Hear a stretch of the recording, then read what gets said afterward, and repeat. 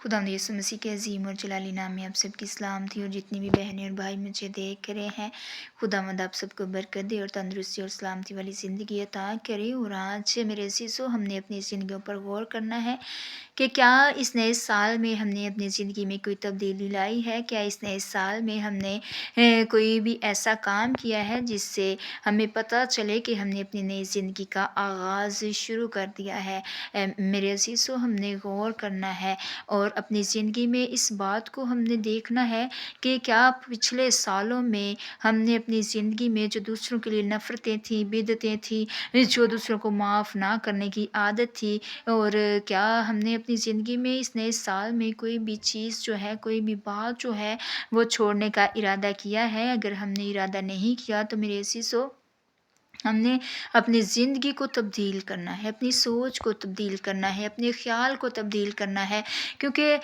پہلے ہمیں پتہ نہیں تھا، لیکن اب ہم جانتے ہیں کہ ہماری زندگی میں ایک نیا سال ہے اور ہمارے پاس ابھی ٹائم ہے کہ ہم اپنی زندگی کو تبدیل کر سکیں، کیونکہ جب انسان مر جاتا ہے تو خدا جو ہے وہ زندوں کا خدا ہے، مردوں کا خدا نہیں ہے۔ ابھی بھی ہمارے پاس وقت ہے، ہم توبہ کر سکتے ہیں، اپنی گناہوں بھری زندگی سے آزاد ہو سکتے ہیں، کیونکہ ہمارے خدا نے ہمارے لیے فدیہ دیا ہے، لہو بہایا ہے اور ہمیں آزاد کیا ہے، ہر ایسی بات سے، ہر لعنت سے اور بدعت سے ہمیں آزاد کیا ہے۔ اور آج ہم کلام مقدس میں سے متی کی انجیل اور اس کے باب نمبر 18 اور اس کی آیت نمبر 21 سے 35 تک دیکھیں گے کہ پطرس نے خداوند سے کہا کہ اے خداوند، میں اپنے بھائی کو کتنی دفعہ معاف کروں؟ تو خداوند اس نے کہا کہ کیا 7 دفعہ معاف کروں؟ لیکن خداوند نے کہا کہ 7 کا نہیں بلکہ 70 دفعہ تو اپنے بھائی کو معاف کر، کیونکہ آسمان کی بادشاہی اس بادشاہ کی مانند ہے جس نے اپنے جو نوکر تھے ان لوگوں سے جب حساب لینا چاہا تو اس کے نوکروں میں سے ایک پر اس کے 10,000 توڑے آتے تھے، اور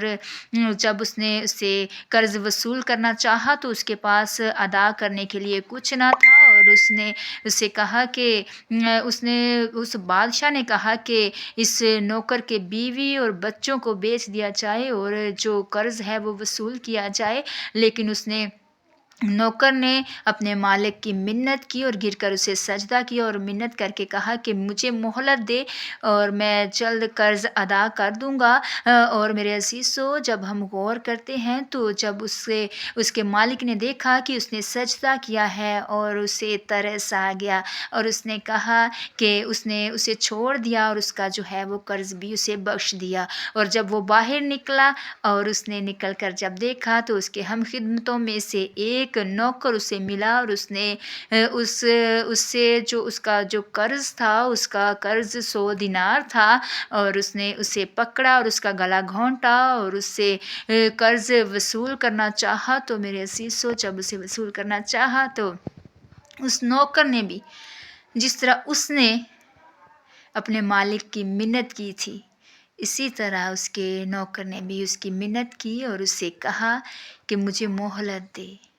اور میں جلد تجھے ادا کر دوں گا۔ لیکن میرے عزیزو، اس نے اسے معاف نہ کیا اور اس نے اسے پکڑ کر قید خانہ میں ڈال دیا تاکہ جب تک قرض ادا نہ کرے قید میں رہے۔ اسی طرح میرے عزیزو، جو اس کے خدمت تھے، اس کے ساتھ جو وہ کام کرنے والے نوکر تھے، وہ بہت غمگین ہوئے اس بات کو دیکھ کر کہ اس نے قید میں ڈال دیا ہے۔ تو انہوں نے اپنے مالک کو بتایا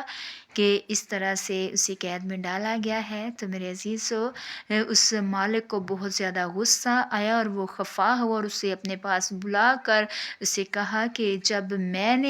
تو نے میری منت کی اور میں نے تجھ پر رحم کیا، اور تجھے بھی لازم تھا کہ تو بھی اس پر رحم کرتا۔